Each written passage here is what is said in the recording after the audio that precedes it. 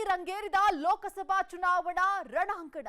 ನಿಮ್ಮ ಈಗಿನ ಸಂಸದರು ಮಾಡಿದ ಉತ್ತಮ ಕೆಲಸಗಳೇನು, ಎಡವಿದ್ದೆಲ್ಲಿ? ಸೆಷನ್ನಲ್ಲಿ ಎಷ್ಟು ಬಾರಿ ಪಾಲ್ಗೊಂಡಿದ್ದಾರೆ? ರಾಜ್ಯದ ಪರ ಧ್ವನಿ ಎತ್ತಿದ್ದಾರಾ? ನಿರ್ದಿಷ್ಟ ಕ್ಷೇತ್ರಗಳಲ್ಲಿ ಯಾರ ಪರ ಇದೆ ಒಲವು, ಯಾರಿಗೆ ಸಿಗಲಿದೆ ಗೆಲುವು? ರಾಜ್ಯದಲ್ಲಿ ಪ್ರಧಾನಿ ಮೋದಿ ಅಲೆಯೋ, ಸಿಎಂ ಸಿದ್ದು ಗ್ಯಾರಂಟಿ ಬಲೆಯೋ? ಇದೇ ಇವತ್ತಿನ ವಿಶೇಷ ಲೋಕಸಭಾ ಜಿದ್ದಾಜಿದ್ದಿ. ನಾನು ಮಾನಸ. ಲೋಕಸಭಾ ಚುನಾವಣೆಗೆ ಇನ್ನು ಕೆಲವೇ ತಿಂಗಳು ಮಾತ್ರ ಬಾಕಿ ಇದೆ. ರಾಜಕೀಯ ಪಕ್ಷಗಳು ಆಗಲೇ ಚುನಾವಣಾ ತಾಲೀಮು ಶುರು ಮಾಡಿವೆ. ರಾಜ್ಯದಲ್ಲಿ ಬಿಜೆಪಿ ಕಾಂಗ್ರೆಸ್ ನಡುವೆ ಟಫ್ ಫೈಟ್ ಇದ್ರೆ ಜೆಡಿಎಸ್ ಕೂಡ ಲೋಕಸಮರದ ತಯಾರಿಯಲ್ಲಿದೆ. ಸದ್ಯ ರಾಜ್ಯದ 28 ಲೋಕಸಭಾ ಚುನಾವಣೆಗಳಲ್ಲಿ ಬಿಜೆಪಿ 25 ಕ್ಷೇತ್ರಗಳಲ್ಲಿ ಗೆಲುವು ದಾಖಲಿಸಿದೆ. ಒಂದರಲ್ಲಿ ಕಾಂಗ್ರೆಸ್ ಹಾಗೂ ಮತ್ತೊಂದರಲ್ಲಿ ಪಕ್ಷೇತರ ಅಭ್ಯರ್ಥಿ ಗೆದ್ದಿದ್ದಾರೆ. ಈಗ ಗೆದ್ದಿರುವ ಸಂಸದರು ತಮ್ಮ ಕ್ಷೇತ್ರಗಳನ್ನ ಎಷ್ಟು ಅಭಿವೃದ್ಧಿ ಮಾಡಿದ್ದಾರೆ, ತಮ್ಮ ಕ್ಷೇತ್ರ ಹಾಗೂ ರಾಜ್ಯದ ವಿಚಾರಗಳ ಬಗ್ಗೆ ಲೋಕಸಭೆಯಲ್ಲಿ ಗಮನ ಸೆಳೆದಿದ್ದಾರಾ? ತಮ್ಮ ಅವಧಿಯಲ್ಲಿ ಅವು ಮಾಡಿರುವ ಕಾರ್ಯಗಳೇನು? ಲೋಕಸಭೆಯಲ್ಲ ಅವರ ಅಟೆಂಡೆನ್ಸ್ ಹೇಗಿದೆ? ಕ್ಷೇತ್ರದ ಜನ ತಮ್ಮ ಸಂಸದರ ಕಾರ್ಯ ವೈಖರಿಯೇ ತೃಪ್ತಿಯಾಗಿದ್ದಾರಾ? ತಮ್ಮ ಜನಪ್ರತಿನಿಧಿ ಬಗ್ಗೆ ಕ್ಷೇತ್ರದ ಜನ ಏನ್ ಹೇಳ್ತಾರೆ? ರಾಜ್ಯದ ಪ್ರಮುಖ ಲೋಕಸಭಾ ಕ್ಷೇತ್ರವಾದ ಉಡುಪಿ ಚಿಕ್ಕಮಗಳೂರು ಕ್ಷೇತ್ರದ ಕಂಪ್ಲೀಟ್ ರಿಪೋರ್ಟ್ ಇವತ್ತಿನ ಲೋಕಸಭಾ ಜಿದ್ದಾಜಿದ್ದಿಯಲ್ಲಿ ನೋಡೋಣ ಬನ್ನಿ.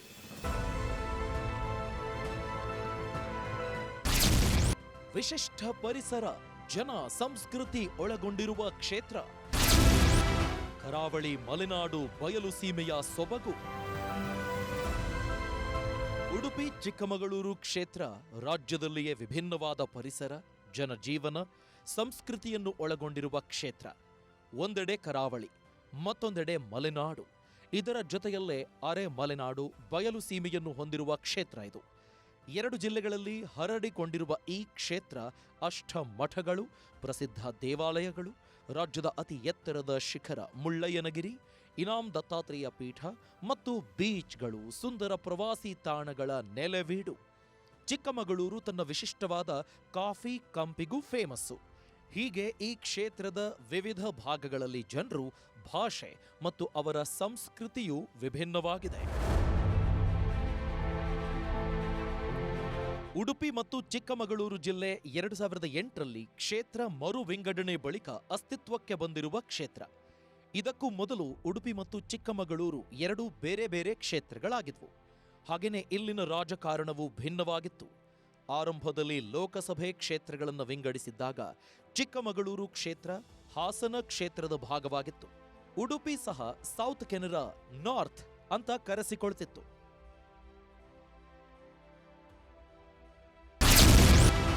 1957ರಲ್ಲಿ ಅಸ್ತಿತ್ವಕ್ಕೆ ಬಂದಿದ್ದ ಉಡುಪಿ ಕ್ಷೇತ್ರ 5 ಬಾರಿ ಕ್ಷೇತ್ರ ಪ್ರತಿನಿಧಿಸಿದ್ದ ಆಸ್ಕರ್ ಫರ್ನಾಂಡಿಸ್. ಉಡುಪಿ ಲೋಕಸಭಾ ಕ್ಷೇತ್ರವನ್ನ 1957ರಲ್ಲಿ ರಚಿಸಲಾಗಿತ್ತು. ಈ ಕ್ಷೇತ್ರದಲ್ಲಿ ಆರಂಭದಿಂದಲೂ ಕಾಂಗ್ರೆಸ್ ಪಕ್ಷ ಪ್ರಾಬಲ್ಯ ಸಾಧಿಸಿತ್ತು. 1967ರಲ್ಲಿ ಮಾತ್ರ ಸ್ವತಂತ್ರ ಪಕ್ಷದ ಅಭ್ಯರ್ಥಿ ಗೆಲುವು ಸಾಧಿಸಿದ್ರು. ಇನ್ನು 1980ರಿಂದ 1996ರವರೆಗೆ ಆಸ್ಕರ್ ಫರ್ನಾಂಡಿಸ್ ಸತತ 5 ಬಾರಿ ಗೆಲುವು ಸಾಧಿಸಿದ್ರು. ಆದರೆ 1998ರಲ್ಲಿ ಬಿಜೆಪಿಯ ಐಎಂ ಜಯರಾಮಶೆಟ್ಟಿ ಆಸ್ಕರ್ ಫರ್ನಾಂಡಿಸ್ ಗೆಲುವಿನ ಓಟಕ್ಕೆ ಬ್ರೇಕ್ ಹಾಕಿದ್ರು. ಜಯರಾಮಶೆಟ್ಟಿ ಜಯದೊಂದಿಗೆ ಬಿಜೆಪಿ ಕ್ಷೇತ್ರದಲ್ಲಿ ಖಾತೆ ತೆರೆದಿತ್ತು. 1999ರಲ್ಲಿ ಕಾಂಗ್ರೆಸ್ನ ವಿನಯ್ ಕುಮಾರ್ ಸೊರಕೆ ಮತ್ತು 2004ರಲ್ಲಿ ಬಿಜೆಪಿಯಿಂದ ಮನೋರಮಾ ಮಧ್ವರಾಜ್ ಆಯ್ಕೆಯಾಗಿದ್ರು. 1967ರಲ್ಲಿ ಚಿಕ್ಕಮಗಳೂರು ಕ್ಷೇತ್ರದ ರಚನೆ. ಕಾಂಗ್ರೆಸ್ ಭದ್ರಕೋಟೆ ಎಂದೇ ಕರೆಸಿಕೊಂಡಿದ್ದ ಕ್ಷೇತ್ರ. ಇಂದಿರಾ ಗಾಂಧಿಗೆ ರಾಜಕೀಯ ಮರುಜನ್ಮ ನೀಡಿದ್ದ ಕ್ಷೇತ್ರ. 1967ರಲ್ಲಿ ಹಾಸನ ಕ್ಷೇತ್ರದಿಂದ ಚಿಕ್ಕಮಗಳೂರು ಕ್ಷೇತ್ರವನ್ನ ಪ್ರತ್ಯೇಕಗೊಳಿಸಲಾಗಿತ್ತು. ಹೊಸ ಕ್ಷೇತ್ರ ರಚನೆ ಆದ ಮೇಲೆ ಸುಮಾರು 3 ದಶಕ ಇಲ್ಲಿ ಕಾಂಗ್ರೆಸ್ ಪಕ್ಷದ್ದೇ ಪ್ರಾಬಲ್ಯವಿತ್ತು. ಆದರೆ 1998ರಿಂದ ಸತತ 3 ಬಾರಿ ಡಿಸಿ ಶ್ರೀಕಂಠಪ್ಪ ಬಿಜೆಪಿಯಿಂದ ಗೆಲ್ಲುವ ಮೂಲಕ ಕ್ಷೇತ್ರದಲ್ಲಿ ಬಿಜೆಪಿ ಬೇರೂರಲು ನೆರವಾಗಿದ್ರು. ಇನ್ನು ತುರ್ತು ಪರಿಸ್ಥಿತಿಯ ನಂತರ ರಾಜಕೀಯ ಅವನತಿಯಲ್ಲಿದ್ದ ಇಂದಿರಾ ಗಾಂಧಿ ಅವರನ್ನು ಉಪಚುನಾವಣೆಯಲ್ಲಿ ಇಲ್ಲಿನ ಮತದಾರರು ಗೆಲ್ಲಿಸಿ ಪ್ರಧಾನಿ ಪಟ್ಟಕ್ಕೆ ಏರಿಸಿದ್ದರು. ಇಂದಿರಾ ಗಾಂಧಿ ವೀರೇಂದ್ರ ಪಾಟೀಲ್ ವಿರುದ್ಧ 77,000 ಮತಗಳ ಅಂತರದಿಂದ ಗೆಲುವು ಸಾಧಿಸಿದರು. ಇಂದಿರಾ ಗಾಂಧಿ ಅವರ ಅದು ಎಮರ್ಜೆನ್ಸಿ ಘೋಷಣೆ ಆದಮೇಲೆ ಸೋತ ಮೇಲೆ ಅವ್ರಿಗೊಂದು ಸುರಕ್ಷಿತವಾದ ಕ್ಷೇತ್ರ ಬೇಕಾಗಿತ್ತು. ಆ ಕ್ಷೇತ್ರದ ಆಯ್ಕೆ ಮಾಡಿಕೊಂಡಿದ್ದು ಯಾವುದು ಅಂತ ಹೇಳಿದ್ರೆ ಚಿಕ್ಕಮಗಳೂರು ಲೋಕಸಭಾ ಕ್ಷೇತ್ರ. ಆಗ ಕ್ಷೇತ್ರಕ್ಕೆ ತೆರವು ಮಾಡಿಕೊಡ್ಬೇಕಿತ್ತಲ್ಲ. ಡಿ ಬಿ ಚಂದ್ರೇಗೌಡರು ಕಾಂಗ್ರೆಸ್ ಲೋಕಸಭಾ ಅಭ್ಯರ್ಥಿಯಾಗಿದ್ದರು. ಅವರು ತೆರವುಗೊಳಿಸಿ ಇಂದಿರಾ ಗಾಂಧಿಯವರಿಗೆ ಆ ಸ್ಥಾನವನ್ನು ಬಿಟ್ಟುಕೊಟ್ರು. ಹಾಗಾಗಿ 1978ನೇ ಇಸ್ವಿನಲ್ಲಿ ಮಾಜಿ ಮುಖ್ಯಮಂತ್ರಿ ವೀರೇಂದ್ರ ಪಾಟೀಲರು ವಿರೋಧ ಪಕ್ಷದ ಅಭ್ಯರ್ಥಿಯಾಗಿ, ಇಂದಿರಾ ಗಾಂಧಿಯವರು ಕಾಂಗ್ರೆಸ್ ಅಭ್ಯರ್ಥಿಯಾಗಿ ಸ್ಪರ್ಧಿಸಿ ಸುಮಾರು 75,000 ಮತಗಳ ಅಂತರದಿಂದ ಇಂದಿರಾ ಗಾಂಧಿಯವರು ಆಯ್ಕೆಯಾದರು. ಹಾಗಾಗಿ ಅವರಿಗೆ ರಾಜಕೀಯವಾಗಿ ಪುನರ್ಜನ್ಮ ಕೊಟ್ಟಂಥ ಕ್ಷೇತ್ರ ಚಿಕ್ಕಮಗಳೂರು ಕ್ಷೇತ್ರ ಅಂತ ನಾವು ಹೇಳ್ತೇವೆ. ಕ್ಷೇತ್ರ ಮರು ವಿಂಗಡಣೆ ಬಳಿಕ ಉಡುಪಿ ಮತ್ತು ಚಿಕ್ಕಮಗಳೂರು ಕ್ಷೇತ್ರ ಅಸ್ತಿತ್ವಕ್ಕೆ ಬಂದಿತ್ತು. ಉಡುಪಿ ಜಿಲ್ಲೆಯ ಕುಂದಾಪುರ, ಉಡುಪಿ, ಕಾರ್ಕಳ, ಕಾಪು ವಿಧಾನಸಭಾ ಕ್ಷೇತ್ರ ಹಾಗೂ ಚಿಕ್ಕಮಗಳೂರು ಜಿಲ್ಲೆಯ ಶೃಂಗೇರಿ, ಮೂಡಿಗೆರೆ, ಚಿಕ್ಕಮಗಳೂರು, ತರೀಕೆರೆ ವಿಧಾನಸಭಾ ಕ್ಷೇತ್ರಗಳು ಸೇರಿಕೊಂಡು ಉಡುಪಿ ಚಿಕ್ಕಮಗಳೂರು ಲೋಕಸಭಾ ಕ್ಷೇತ್ರ ರಚನೆಯಾಗಿದೆ. ಚಿಕ್ಕಮಗಳೂರಿನ ಕಡೂರು ಕ್ಷೇತ್ರ ಹಾಸನಕ್ಕೆ ಸೇರ್ಪಡೆಯಾದರೆ ಉಡುಪಿಯ ಬೈಂದೂರು ಕ್ಷೇತ್ರ ಶಿವಮೊಗ್ಗ ಕ್ಷೇತ್ರಕ್ಕೆ ಸೇರಿತ್ತು. ಇನ್ನು ಕ್ಷೇತ್ರ ಮರು ವಿಂಗಡಣೆ ಆದ ಮೇಲೆ ಇಲ್ಲಿ ನಡೆದ ಮೊದಲ ಎಲೆಕ್ಷನ್ನಲ್ಲಿ ಡಿ.ವಿ. ಸದಾನಂದಗೌಡ ಜಯ ಗಳಿಸಿದರು. 2014ರಲ್ಲಿ ಶೋಭಾ ಕರಂದ್ಲಾಜೆ 1.25 ಲಕ್ಷ ಮತಗಳ ಅಂತರದಿಂದ ಗೆಲುವು ಸಾಧಿಸಿದರೆ 2019ರಲ್ಲಿ 3.5 ಲಕ್ಷ ಮತಗಳ ಅಂತರದಿಂದ ಭರ್ಜರಿ ಗೆಲುವು ಸಾಧಿಸಿದರು. ಕ್ಷೇತ್ರಗಳ ಪುನರ್ವಿಂಗಡಣೆ ಆದಮೇಲೆ ಏನಾಯಿತು ಅಂತ ಹೇಳಿದ್ರೆ, ಹಾಸನ ಕ್ಷೇತ್ರಕ್ಕೆ ನಮ್ಮ ಕಡೂರು ವಿಧಾನಸಭಾ ಕ್ಷೇತ್ರ ಹಾಸನಕ್ಕೆ ಹೋಯಿತು. ಅದು ದೇವೇಗೌಡರ ಕ್ಷೇತ್ರ ಅದು. ಆದರೆ ಉಳಿದಂತೆ ಇಲ್ಲಿ 4 ವಿಧಾನಸಭಾ ಕ್ಷೇತ್ರಗಳು, ಶೃಂಗೇರಿ, ಮೂಡಿಗೆರೆ, ಚಿಕ್ಕಮಗಳೂರು ಹಾಗೆಯೇ ತರೀಕೆರೆ, ಈ 4 ಕ್ಷೇತ್ರಗಳು, ಉಡುಪಿ 4 ಕ್ಷೇತ್ರಗಳು, ಒಟ್ಟು 8 ಕ್ಷೇತ್ರಗಳು ಸೇರಿ ಒಂದು ಇದು ಲೋಕಸಭಾ ಕ್ಷೇತ್ರ ಅಂತ ಆಯಿತು. ಉಡುಪಿ, ಚಿಕ್ಕಮಗಳೂರು ಬರೀ ಉಡುಪಿ ಮಾತ್ರ ಇತ್ತು. ಹೋರಾಟದ ಫಲವಾಗಿ, ಯಾಕೆಂದರೆ ಇಂದಿರಾ ಗಾಂಧಿ ಅವರಿಗೆ ಮರುಜನ್ಮ ಕೊಟ್ಟಿದ್ದು ಅಂತೇಳಿ ಮತ್ತೆ ಅದಕ್ಕೆ ಚಿಕ್ಕಮಗಳೂರನ್ನ ಸೇರಿಸಿದರು. ಅದು ಹಾಗಾಗಿ ಉಡುಪಿ ಚಿಕ್ಕಮಗಳೂರು ಕ್ಷೇತ್ರ ಲೋಕಸಭಾ ಕ್ಷೇತ್ರ ಅಂತ ಆಯಿತು. ಈ ಕ್ಷೇತ್ರದಿಂದ ಆಯ್ಕೆಯಾಗಿ ಎಲ್ಲ BJPನೇ ಪ್ರತಿ ಬಾರಿನೂ ತನ್ನ ಏನು ಅಧಿಕಾರವನ್ನು ಮತ್ತು ಅಸ್ತಿತ್ವವನ್ನು ಸದಾ ಮಾಡಿಕೊಂಡು ಬಂದಿದೆ. ತುರ್ತು ಪರಿಸ್ಥಿತಿ ಮುಗಿದ ಮೇಲೆ ಇಂದಿರಾ ಗಾಂಧಿ ಅವರಿಗೆ ತಮ್ಮ ಸ್ವಂತ ಕ್ಷೇತ್ರದಲ್ಲೇ ರಾಯ್ಬರೇಲಿಯಲ್ಲಿ ಸೋಲನುಭವಿಸಿದರು. ಮತ್ತೆ ಲೋಕಸಭೆಗೆ ಪ್ರವೇಶ ಪಡೆಯಲು ಅವರು ಸುರಕ್ಷಿತವಾದ ಕಾಂಗ್ರೆಸ್ ಭದ್ರಕೋಟೆಯ ಕ್ಷೇತ್ರದ ಹುಡುಕಾಟದಲ್ಲಿದ್ದರು. ಆಗ ಅವರ ಕಣ್ಣಿಗೆ ಕಂಡಿದ್ದೇ ಚಿಕ್ಕಮಗಳೂರು ಕ್ಷೇತ್ರ. ಕಾಂಗ್ರೆಸ್ ಪಕ್ಷದ ಭದ್ರಕೋಟೆಯಾಗಿದ್ದ ಕ್ಷೇತ್ರದಿಂದ ಮಾಜಿ ಪ್ರಧಾನಿ ಗೆಲುವು ಸಾಧಿಸಿದರು. ಇಂಥ ಇತಿಹಾಸ ಇರುವ ಕ್ಷೇತ್ರದಲ್ಲಿ ಬಿಜೆಪಿ ತನ್ನ ನೆಲೆ ಕಂಡುಕೊಂಡಿದ್ದು ದತ್ತಪೀಠ ಹೋರಾಟದಿಂದ. ಆ ದತ್ತಪೀಠದ ಹೋರಾಟದಲ್ಲಿ ಏನಾಯಿತು ಅಂತ ಹೇಳಿದ್ರೆ, ವಿಮೋಚನೆಗೊಳಿಸಬೇಕು ಅಂತೇಳಿ ಎಲ್ಲ ಬಜರಂಗ ದಳ, ವಿಶ್ವ ಹಿಂದೂ ಪರಿಷತ್ತು, ಸಂಘ ಪರಿವಾರದವರು ಒಂದು ಹೋರಾಟವನ್ನು ಇದನ್ನು ಮಾಡಿದರು. ಅದರ ಮುಂಚೂಣಿಯಲ್ಲಿದ್ದಂಥವ್ರು ಸಿ.ಟಿ. ರವಿ, ಸುನೀಲ್ ಕುಮಾರ್ ಇವರೆಲ್ಲರೂ ಕೂಡ ಏನಾಯಿತು ಅಂತ ಹೇಳಿದ್ರೆ ಹೋರಾಟವನ್ನು ಶುರು ಮಾಡಿದರು. ಈ ಹೋರಾಟದ ಭಾಗವಾಗಿ ಸಿ.ಟಿ. ರವಿ 2004ರಲ್ಲಿ MLA ಆಗಿ ಆಯ್ಕೆ ಆಗಲಿಕ್ಕೆ, ಸುನೀಲ್ ಕುಮಾರ್ ಕಾರ್ಕಳದಿಂದ MLA ಆಗಲಿಕ್ಕೆ, ಹಾಗೆ ಜೀವರಾಜು ಈಗ ಶೃಂಗೇರಿ ಕ್ಷೇತ್ರದ ಆಯ್ಕೆ ಆಗಲಿಕ್ಕೆ ಅದೊಂದು ಬುನಾದಿ ಹಾಕಿಕೊಡ್ತು, ಅಡಿಪಾಯ ಹಾಕಿಕೊಡ್ತು ಅಂತ ಹೇಳಿದ್ರೆ ತಪ್ಪಿಲ್ಲ. ಕ್ಷೇತ್ರ ಮರು ವಿಂಗಡಣೆ ಆದ ಮೇಲೆ ಕ್ಷೇತ್ರದಲ್ಲಿ ಬಿಜೆಪಿ ಪ್ರಾಬಲ್ಯ ಹೆಚ್ಚಿದ್ರೆ ಕಾಂಗ್ರೆಸ್ ಪ್ರಾಬಲ್ಯ ಕುಸಿಯುತ್ತಲೇ ಇದೆ. ಅದರಲ್ಲೂ ಕಳೆದ ಬಾರಿಯ ಚುನಾವಣೆಯಲ್ಲಿ ಮೈತ್ರಿಯ ಕಾರಣ ಕಾಂಗ್ರೆಸ್ನಿಂದ ಯಾವುದೇ ಅಭ್ಯರ್ಥಿ ಕಣಕ್ಕಿಳಿದಿರಲಿಲ್ಲ. ಜೆಡಿಎಸ್ನಿಂದ ಪ್ರಮೋದ್ ಮಧ್ವರಾಜ್ ಕಣಕ್ಕಿಳಿದಿದ್ರು. ಆದರೆ ಅವರು ಯಾವುದೇ ಅಚ್ಚರಿಯ ಫಲಿತಾಂಶ ಕೊಡುವುದಕ್ಕೆ ಸಾಧ್ಯವಾಗಿರಲಿಲ್ಲ.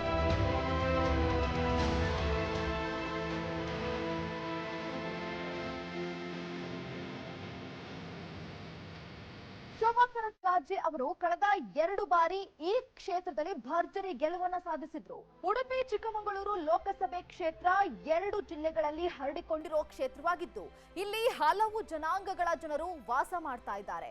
ಹಾಗಾದ್ರೆ ಈ ಕ್ಷೇತ್ರದಲ್ಲಿ ಯಾವ ಸಮುದಾಯದ ಮತಗಳು ಹೆಚ್ಚಿವೆ, ಇಲ್ಲಿ ಜಾತಿ ಲೆಕ್ಕಾಚಾರ ಹೇಗಿದೆ ಅನ್ನೋದನ್ನ ನೋಡೋಣ.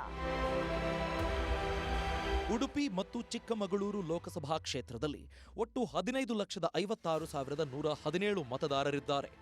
ಇವರಲ್ಲಿ ಪುರುಷ ಮತದಾರರ ಸಂಖ್ಯೆ 7,56,951 ಇದ್ದರೆ ಮಹಿಳಾ ಮತದಾರರ ಸಂಖ್ಯೆ 7,99,127 ಇದೆ. ಹಾಗೂ ಇತರೆ ಮತದಾರರ ಸಂಖ್ಯೆ 6,158 ಇದೆ. ಇನ್ನು ಈ ಕ್ಷೇತ್ರದಲ್ಲಿ ಪುರುಷ ಮತದಾರರಿಗಿಂತ ಮಹಿಳಾ ಮತದಾರರ ಸಂಖ್ಯೆನೇ ಸುಮಾರು 44,000ಕ್ಕಿಂತ ಹೆಚ್ಚು ಇದೆ. ಉಡುಪಿ ಚಿಕ್ಕಮಗಳೂರು ಲೋಕಸಭಾ ಕ್ಷೇತ್ರ ಕರಾವಳಿ, ಮಲೆನಾಡು, ಅರೆ-ಮಲೆನಾಡು ಮತ್ತು ಬಯಲು ಸೀಮೆ ಪ್ರದೇಶಗಳನ್ನ ಒಳಗೊಂಡಿರೋದ್ರಿಂದ ಹಲವು ಸಮುದಾಯಗಳ ಸಂಗಮ ಈ ಕ್ಷೇತ್ರ. ಇಲ್ಲಿ 10 ಜಾತಿಗಳ ಜನರು ವಾಸಿಸುತ್ತಿದ್ದಾರೆ. ಹಾಗಾದರೆ ಈ ಕ್ಷೇತ್ರದಲ್ಲಿನ ಜಾತಿ ಲೆಕ್ಕಾಚಾರ ಹೇಗಿದೆ ಅನ್ನೋದನ್ನ ನೋಡೋಣ. ಉಡುಪಿ ಚಿಕ್ಕಮಗಳೂರು ಕ್ಷೇತ್ರದ ಮತ ಪ್ರಾಬಲ್ಯ: ಮೊಗವೀರ, ಮೀನುಗಾರ 1,14,000, ಬಿಲ್ಲವ, ಈಡಿಗ 1,90,000, ಬಂಟರು, ಶೆಟ್ಟಿ, ಒಕ್ಕಲಿಗ 1,80,324, ಬ್ರಾಹ್ಮಣ 1,18,454, ಲಿಂಗಾಯತರು 1,02,000, ಒಕ್ಕಲಿಗರು 1,02,788, ಕುರುಬರು 67,345, ಮುಸ್ಲಿಂ 1,45,245, ಪರಿಶಿಷ್ಟ ಜಾತಿ 2,10,576. ಉಡುಪಿ ಚಿಕ್ಕಮಗಳೂರು ಕ್ಷೇತ್ರದಲ್ಲಿ ಕರಾವಳಿ ಭಾಗದಲ್ಲಿ ಬಿಲ್ಲವ, ಈಡಿಗ, ಬಂಟ, ಶೆಟ್ಟಿ, ಮೊಗವೀರ ಜನಾಂಗದವರ ಪ್ರಾಬಲ್ಯ ಹೆಚ್ಚಿದೆ. ಇನ್ನು ಉಳಿದ ಭಾಗಗಳಲ್ಲಿ ಹಲವು ಸಮುದಾಯಗಳ ಜನರು ವಾಸಿಸುತ್ತಿದ್ದಾರೆ. ಇದರಲ್ಲಿ ಬ್ರಾಹ್ಮಣರು, ಲಿಂಗಾಯತರ ಮತ್ತು ಒಕ್ಕಲಿಗರ ಸಂಖ್ಯೆ ಸಹ ಹೆಚ್ಚೇ ಇದೆ. ಇನ್ನು ಪರಿಶಿಷ್ಟ ಜಾತಿ, ಪಂಗಡ, ಮುಸ್ಲಿಂ ಮತಗಳ ಬಾಹುಳ್ಯ ಸಹ ಹೆಚ್ಚಿದೆ. ಉಳಿದ ಸಮುದಾಯಗಳ ಮತಗಳು ಕಡಿಮೆ ಇವೆ. ಇಲ್ಲಿ 10 ಸಮುದಾಯಗಳಿದ್ದರೂ ಸಹ ಜಾತಿ ಲೆಕ್ಕಾಚಾರಕ್ಕಿಂತ ಹೆಚ್ಚಾಗಿ ಹಿಂದುತ್ವದ ಆಧಾರದಲ್ಲಿ ಅಭ್ಯರ್ಥಿಗಳ ಆಯ್ಕೆ ಆಗುತ್ತೆ ಮತ್ತು ಅಭ್ಯರ್ಥಿಗಳ ಜಯದಲ್ಲೂ ಹಿಂದುತ್ವವೇ ಮೇಲುಗೈ ಸಾಧಿಸಿದೆ.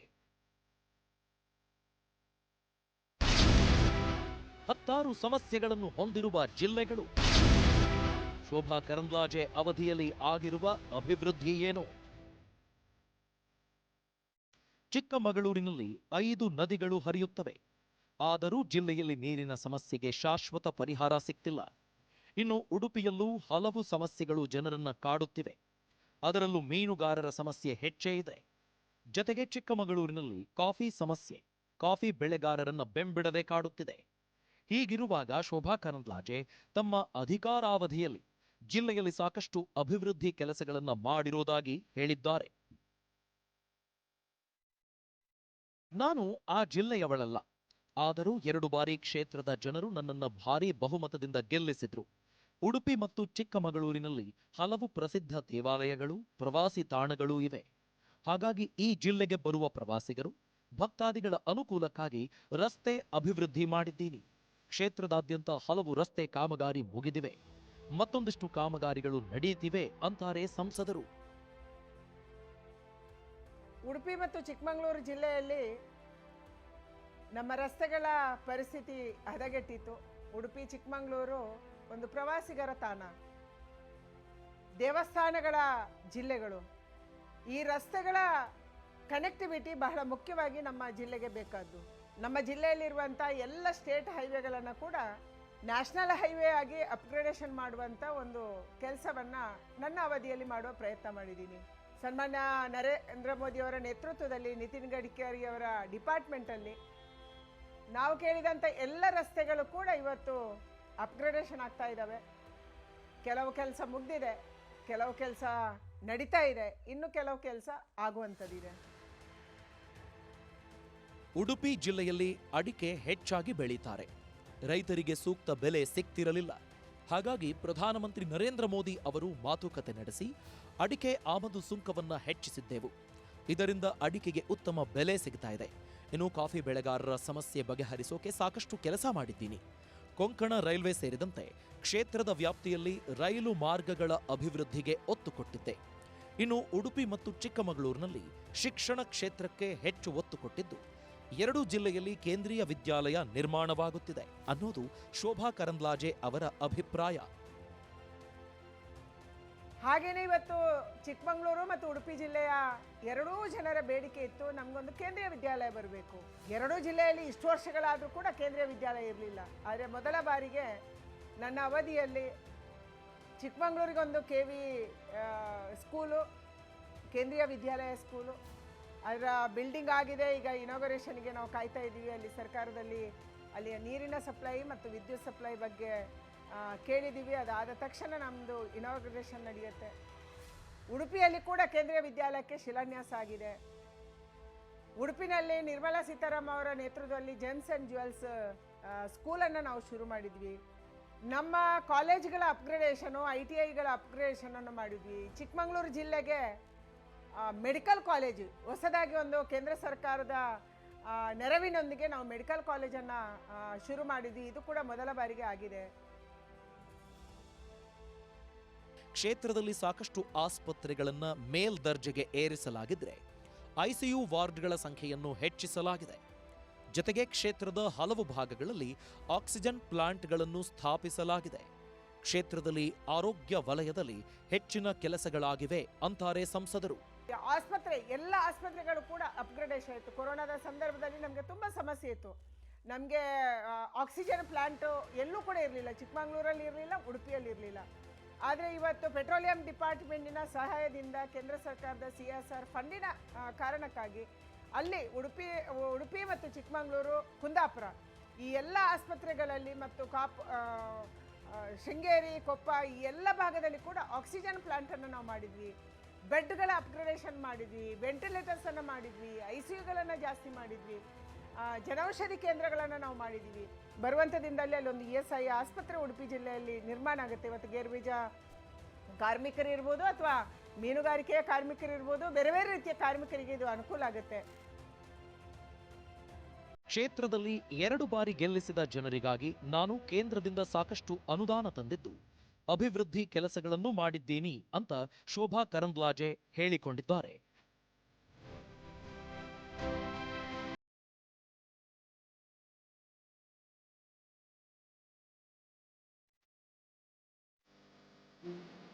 ಶೋಭಾ ಕರಂದ್ಲಾಜೆ 2014ರಿಂದ ಸತತ 2 ಬಾರಿ ಕ್ಷೇತ್ರವನ್ನ ಪ್ರತಿನಿಧಿಸಿದ್ದಾರೆ.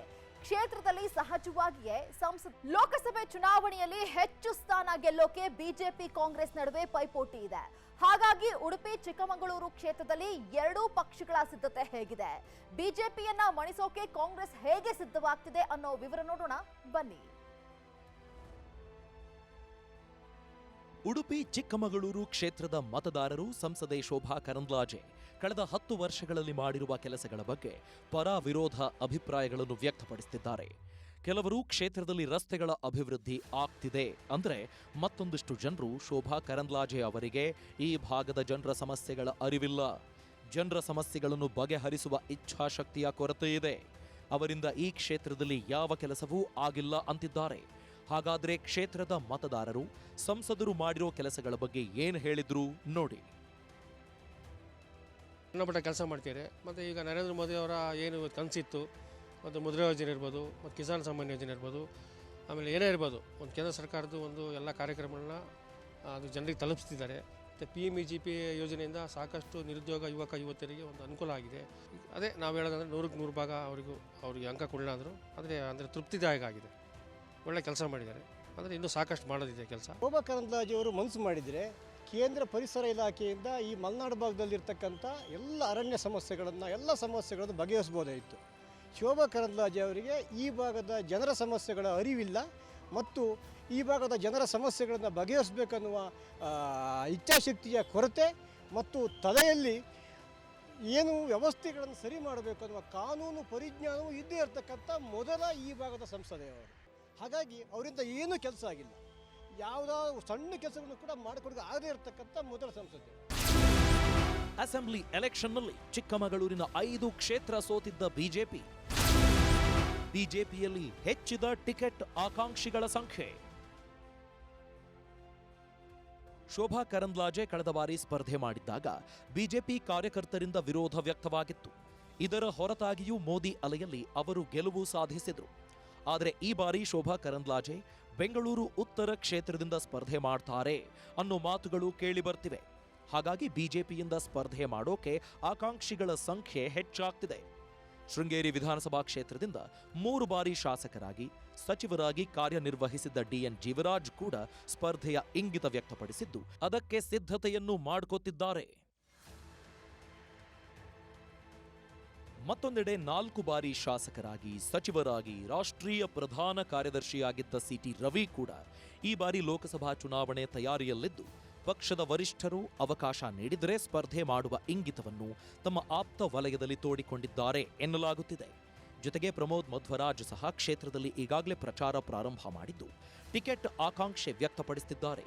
ಒಂದು ವೇಳೆ ಶೋಭಾ ಕರಂದ್ಲಾಜೆ ಕ್ಷೇತ್ರ ಬದಲಿಸಿದ್ರೆ ಇಲ್ಲಿ ಟಿಕೆಟ್ ಪೈಪೋಟಿ ಹೆಚ್ಚಾಗೋದು ಖಚಿತ.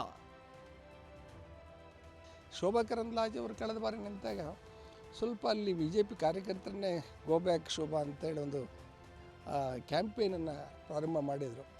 ಆದರೂ ಕೂಡ ಒಂದು ಅಲೆ, ಮೋದಿ ಅಲೆ ಇತ್ತಲ್ಲ, ಹಾಗಾಗಿ ಗೆದ್ದು ಬಂದರು. ಈಗ ಕೇಂದ್ರದಲ್ಲಿ ಮಂತ್ರಿ ಆಗಿದ್ದಾರೆ ಅವರು, ಯಾರು ಶೋಭಾ ಕರಂದ್ಲಾಜೆ. ಈಗ ಇಲ್ಲಿ ಬರ್ತಾ ಇರ್ತಕ್ಕಂಥ ಸುದ್ದಿ ಏನು ಅಂತ ಹೇಳಿದರೆ, ಶೋಭಾ ಕರಂದ್ಲಾಜೆ ಅವರನ್ನು ಇವರು ಒಕ್ಕಲಿಗರಾಗಿರೋದ್ರಿಂದ ಬೆಂಗಳೂರು ಉತ್ತರಕ್ಕೆ ಸ್ಥಳಾಂತರಗೊಳಿಸಿ ಇಲ್ಲಿ ಯಾರನ್ನಾರು ಬೇರೆ ನಿಲ್ಲಿಸಬೇಕು ಅಂತೇಳಿ. ಹಾಗಾಗಿ ಉಡುಪಿನಲ್ಲಿ ಏನಾಗಿದೆ ಅಂತ ಹೇಳಿದರೆ, ಪ್ರಮೋದ್ ಮಧ್ವರಾಜ್ ಸುಮಾರು 2 ತಿಂಗಳಿಂದಲೂ ಚಿಕ್ಕಮಗಳೂರಿನಲ್ಲಿ ಠಿಕಾಣೆ ವಾಸ್ತವ್ಯ ಹೂಡಿ ಬಹಳ ಪ್ರಬಲವಾಗಿ ಪ್ರಚಾರ ಮಾಡ್ತಾ ಇದ್ದಾರೆ. ಈ ಬಾರಿ ಚಿಕ್ಕಮಗಳೂರು ಜಿಲ್ಲೆಯ 5 ಕ್ಷೇತ್ರಗಳಲ್ಲಿ ಕಾಂಗ್ರೆಸ್ ಗೆಲುವಿಗೆ ಶ್ರಮಿಸಿದವರು ಟಿಕೆಟ್ ಆಕಾಂಕ್ಷಿಗಳಾಗಿದ್ದಾರೆ. ಅದರಲ್ಲೂ ಕಾಂಗ್ರೆಸ್ ಜಿಲ್ಲಾಧ್ಯಕ್ಷ ಡಾಕ್ಟರ್ KP ಅಂಶುಮಂತ್, AICC ವಕ್ತಾರ BM ಸಂದೀಪ್, ಮಾಜಿ ಸಚಿವೆ ಡಾಕ್ಟರ್ ಆರತಿ ಕೃಷ್ಣ, ಕಾಂಗ್ರೆಸ್ ಮುಖಂಡ ಸುಧೀರ್ ಕುಮಾರ್ ಮುರೊಳ್ಳಿ ಈಗಾಗಲೇ ಲೋಕಸಭಾ ಚುನಾವಣೆ ಟಿಕೆಟ್ ಆಕಾಂಕ್ಷಿಗಳಾಗಿದ್ದು ಕ್ಷೇತ್ರದಲ್ಲಿ ಓಡಾಟವನ್ನು ಆರಂಭಿಸಿದ್ದಾರೆ. ಆದರೆ ವಾಸ್ತವದಲ್ಲಿ ನೋಡಿದಾಗ 2 ಜಿಲ್ಲೆಗಳಲ್ಲಿ ಪ್ರಾಬಲ್ಯ ಹೊಂದಿರುವ ನಾಯಕರ ಕೊರತೆ ಕಾಂಗ್ರೆಸ್ನಲ್ಲಿ ಎದ್ದು ಕಾಣ್ತಿದೆ. ಹಾಗಾಗಿ ಕ್ಷೇತ್ರದಲ್ಲಿ ಒಮ್ಮೆ ಗೆಲುವು ಸಾಧಿಸಿದ್ದ ಜಯಪ್ರಕಾಶ್ ಹೆಗಡೆ ಅವರನ್ನ ಕಾಂಗ್ರೆಸ್ನಿಂದ ನಿಲ್ಲಿಸಿದ್ರೆ ಬಿಜೆಪಿಗೆ ಪೈಪೋಟಿ ಕೊಡಬಹುದು. ಆದರೆ ಜಯಪ್ರಕಾಶ್ ಹೆಗಡೆ ಕಾಂಗ್ರೆಸ್ನಿಂದ ಸ್ಪರ್ಧೆ ಮಾಡಿದ್ರೆ ಶೋಭಾ ಕರಂದ್ಲಾಜೆ ಅವರೇ ಇಲ್ಲಿಂದ ಸ್ಪರ್ಧೆ ಮಾಡೋ ಸಾಧ್ಯತೆ ಇದೆ ಅಂತಾರೆ ಹಿರಿಯ ಪತ್ರಕರ್ತರಾದ ತಿಪ್ಪೇರುದ್ರಸ್ವಾಮಿ ಅವರು. ಕ್ಷೇತ್ರದಲ್ಲಿ ಬಿಜೆಪಿ ಮತ್ತು ಕಾಂಗ್ರೆಸ್ ತಮ್ಮದೇ 2 ಪಕ್ಷಗಳ ಪಾಸಿಟಿವ್ ಮತ್ತು ನೆಗೆಟಿವ್ ಅಂಶಗಳನ್ನು ಹೊಂದಿದ್ದಾವೆ. ಅವು ಏನು ಅಂತ ನೋಡೋಣ. ಬಿಜೆಪಿಯ ಪ್ಲಸ್ ಪಾಯಿಂಟ್: ಉಡುಪಿ ಚಿಕ್ಕಮಗಳೂರು ಕ್ಷೇತ್ರದಲ್ಲಿ ಹಿಂದುತ್ವಕ್ಕೆ ಮಣೆ ಹಾಕುತ್ತಾ ಬಂದಿದ್ದಾರೆ. ಲೋಕಸಭಾ ಚುನಾವಣೆಯಲ್ಲಿ ಮತದಾರರ ಒಲವು ಬಿಜೆಪಿಯ ಪರ ಇತ್ತು. ಬಿಜೆಪಿಯ ಪರ ಯುವ ಮತದಾರರು ಸಹ ಒಲವು ಹೊಂದಿದ್ದಾರೆ. ಬಿಜೆಪಿಯ ಮೈನಸ್ ಪಾಯಿಂಟ್: ಅಸೆಂಬ್ಲಿ ಚುನಾವಣೆಯಲ್ಲಿ ಬಿಜೆಪಿಗೆ ಸೋಲು ಎದುರಾಗಿದೆ. ಶೋಭಾ ಕರಂದ್ಲಾಜೆ ಸ್ಪರ್ಧೆಗೆ ಸ್ವಪಕ್ಷದಲ್ಲೇ ಅಪಸ್ವರ ಕೇಳಿ ಬರ್ತಾ ಇದೆ. ಅಸೆಂಬ್ಲಿ ಎಲೆಕ್ಷನ್ ಸೋಲಿನ ಬಳಿಕ ನಾಯಕತ್ವದ ಕೊರತೆ ಕಾಡುತ್ತಿದೆ. ಕಾಂಗ್ರೆಸ್ ಪ್ಲಸ್ ಪಾಯಿಂಟ್: ಚಿಕ್ಕಮಗಳೂರಿನ 5 ವಿಧಾನಸಭಾ ಕ್ಷೇತ್ರಗಳಲ್ಲಿ ಕಾಂಗ್ರೆಸ್ ಗೆದ್ದಿದೆ. ಶೋಭಾ ಕರಂದ್ಲಾಜೆ ಕ್ಷೇತ್ರಕ್ಕೆ ಹೆಚ್ಚಾಗಿ ಬರೋದಿಲ್ಲ ಎನ್ನುವುದು ಕಾಂಗ್ರೆಸ್ಸಿಗೆ ಅಸ್ತ್ರವಾಗಿದೆ.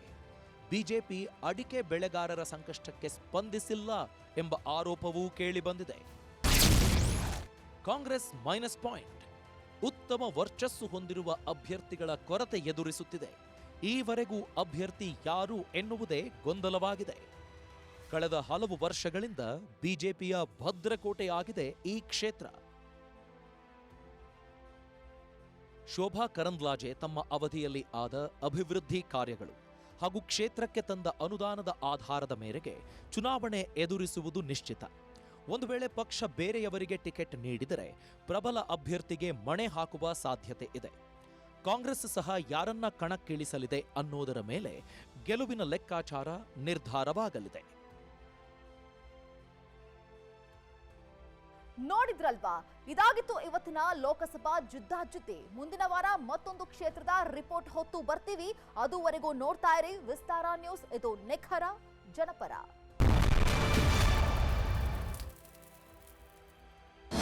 ಅನುಕ್ಷಣದ ಸುದ್ದಿಗಳಿಗಾಗಿ ವಿಸ್ತಾರ ನ್ಯೂಸ್ ಯೂಟ್ಯೂಬ್ ಚಾನೆಲ್ ಸಬ್ಸ್ಕ್ರೈಬ್ ಮಾಡಿ. ಹೊಸ ಸುದ್ದಿಗಳ ನೋಟಿಫಿಕೇಶನ್ಗಾಗಿ ಬೆಲ್ ಐಕಾನ್ ಕ್ಲಿಕ್ ಮಾಡಿ. ಲೇಟೆಸ್ಟ್ ಅಪ್ಡೇಟ್ಸ್ಗಾಗಿ www.vistaranews.com ವೆಬ್ಸೈಟ್ಗೆ ವಿಸಿಟ್ ಮಾಡಿ. ಅಂಗೈಯಲ್ಲೇ ಜಗತ್ತಿನ ಸುದ್ದಿ ತಿಳಿಯಲು ವಿಸ್ತಾರ ನ್ಯೂಸ್ ಕನ್ನಡ ಆಪ್ ಡೌನ್ಲೋಡ್ ಮಾಡಿ.